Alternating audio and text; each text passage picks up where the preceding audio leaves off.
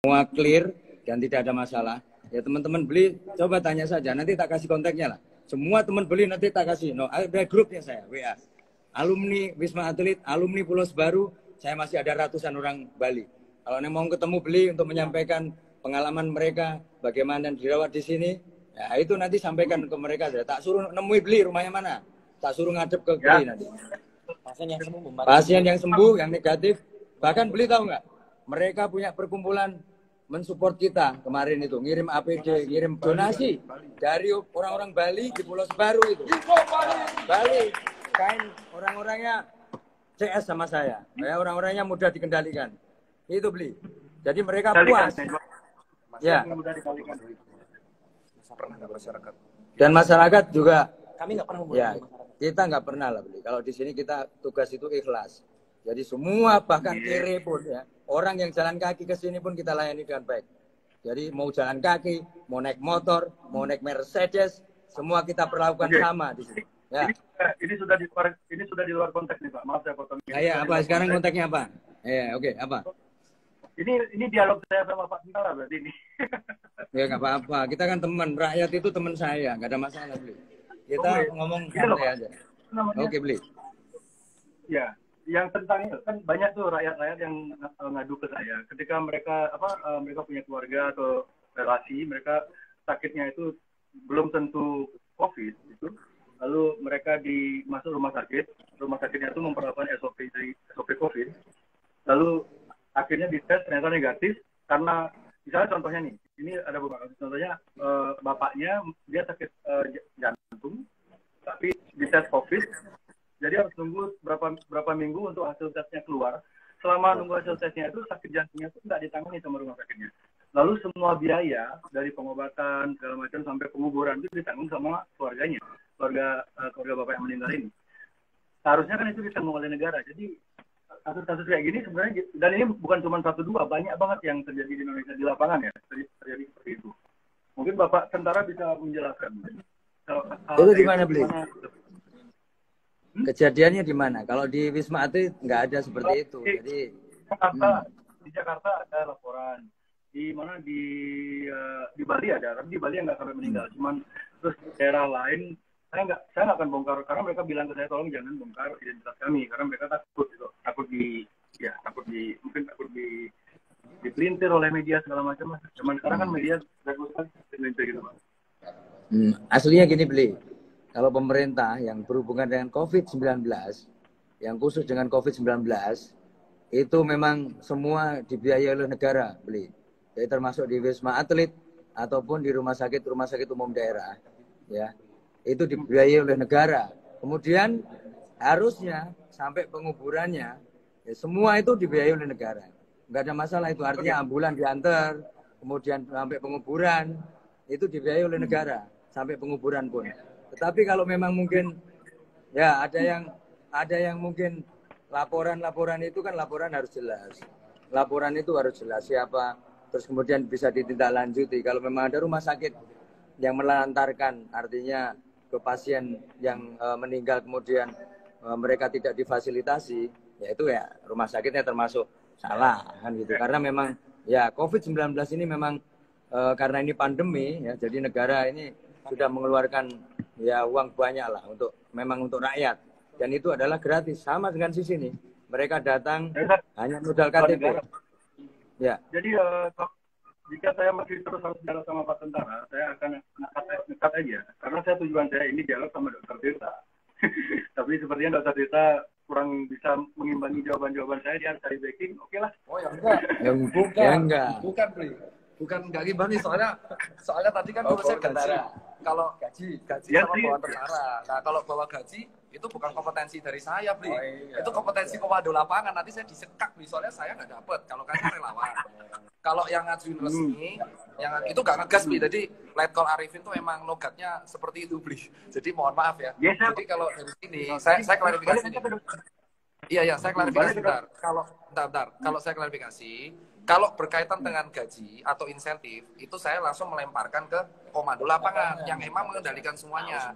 Tahu semua. Jadi kalau insentif dan kawan-kawan itu udah ada kebijakan dari atasan-atasan. Untuk pencairan ya yang tahu atasan-atasan. Kita mah yang penting kerja doang, bener nggak dong?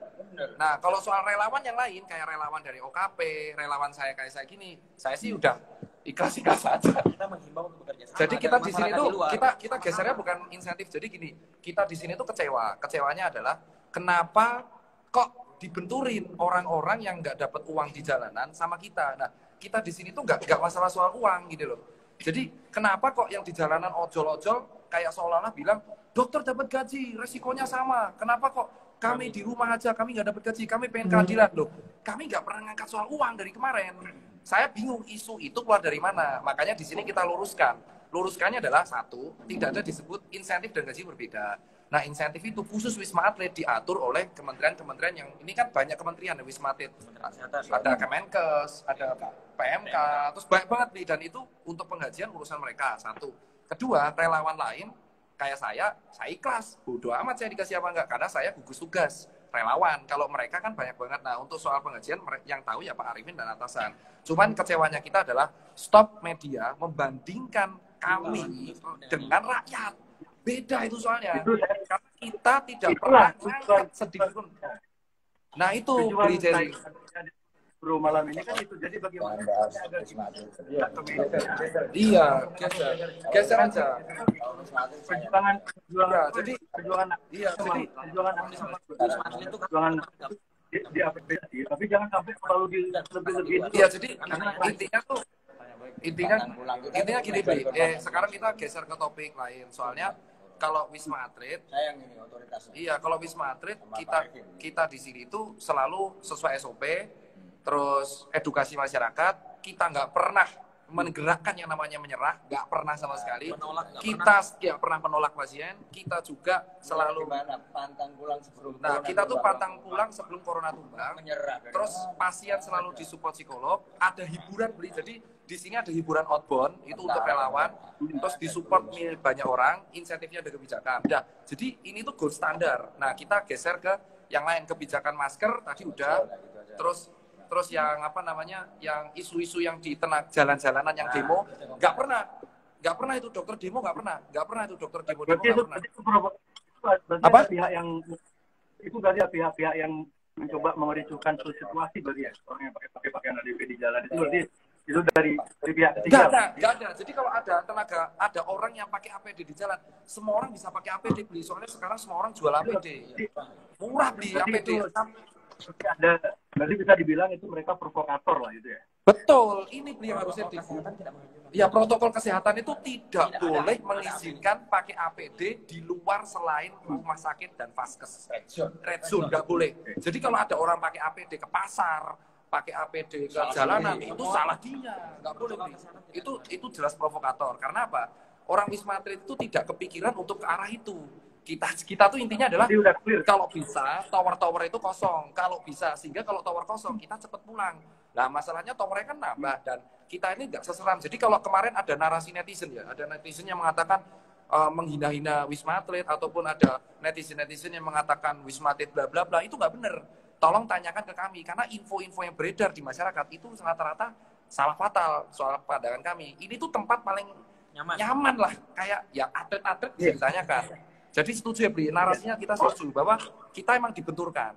Naskes di sini tidak pernah sama sekali menyerah, membodong-bodongkan masyarakat, itu nggak pernah, nggak boleh Bri, melanggar sumpah. Pasien harus kita sumpah pertama, pasien harus kita layani dengan sepenuh hati. Dan jujur Bri, kita itu soal kebijakan pemerintah kayak A, B, C, D, E, Z, itu kita ngikut gitu loh. Jadi kalau misalkan ada yang PSBB ngumpul, itu nggak mungkin dokter yang bubarin Bri, nggak boleh. Itu bukan ranah kita. Ranah kita tuh 4. Ada namanya promotif, preventif, rehabilitatif, kuratif. Nah, yang rehabilitatif sama kuratif itu tempat-tempat rumah sakit, kami promotif preventif itu Bli. Ngomongnya nggak pede. Saja ngomong. Oke, pertanyaan terakhir ya. Oke, Pak. Pertanyaan terakhir untuk Dr. Tirta. Orang becaan Bali. Kenapa? Ya. Gimana Bli? Bisa. Iya, saya dengar. Bagaimana pendapat Dr. Tirta pribadi tentang Ibu Siti Fadilah? Ibu Siti apa? Ibu Siti Fadilah. Oh, kalau Ibu Siti. Jadi kalau Bu Siti, jujur aja, itu kan saya kan pada waktu terakhir Bu Siti itu saya masih kuliah. Ya kan, saya pada waktu Bu Siti itu kemarin itu saya masih kuliah. Tetapi ada satu hal yang saya sorotin, ya secara pribadi ya. Kita itu punya lembaga namanya Eijkman Institute, betul kan Pak? Dan kita tuh Indonesia punya lab-lab yang luar biasa bagus. Setiap kampus tuh punya lab mantap-mantap Indonesia. Jadi kalau apakah Indonesia bisa buat vaksin? Kita tuh punya lab mantap. Cuman media tuh tidak datang ke lab biomol. Jadi vaksin itu dikembangkan oleh sebuah laboratorium bernama Laboratorium Biologi Molekuler. Nah, itu salah satunya Eijkman Institute. Dan Indonesia bisa, Pak. Makanya Eijkman ini butuh support dari kita. Tapi butuh waktu, butuh support. Karena duitnya mahal banget, emang. Cuman ya itu, media itu, ya yang angkat Eijkman itu jarang banget. Kenapa? Cerita setuju dengan solusi Bu Siti jika Indonesia harus bikin vaksin sendiri ya. Tidak boleh. Iya, kalau bisa, soalnya kalau bisa ya buat sendiri gitu loh. Karena negara kan berdikari. Cuman kan buat vaksin tuh ada 3 kendala beli kalau saya bilang secara pribadi. Pertama adalah biaya. 1 biaya, kedua waktu, karena uji vaksin itu lama. Kenapa? Virus COVID itu seatnya banyak. Ya. Ada yang dari Cina, ada yang dari mana, dan harus dites satu-satu. Nah, ini nanti dites, setelah dapat penelitian, dicek di hewan, lolos ke hewan, dicek nanti ke manusia, namanya Randomized Control Trial, RCT. Nah, setelah itu lolos, masukin jurnal, itu prosesnya 2 tahun. Dan kalaupun lolos, setelah anggap aja let's say bertahun-tahun, itu harus izin dulu beli. Setelah izin, boleh nggak kita ngejual di negara sendiri? Kalau boleh, baru kita produksi. Nah, kita 270 juta orang. Bayangin berapa lab yang dibutuhkan. Nah, makanya problemnya itu adalah sumber daya dan duit. Kalau emang ada orang-orang yang sanggup menyupport dan donasi Eijkman, nggak apa-apa. Ya, bagaimana kalau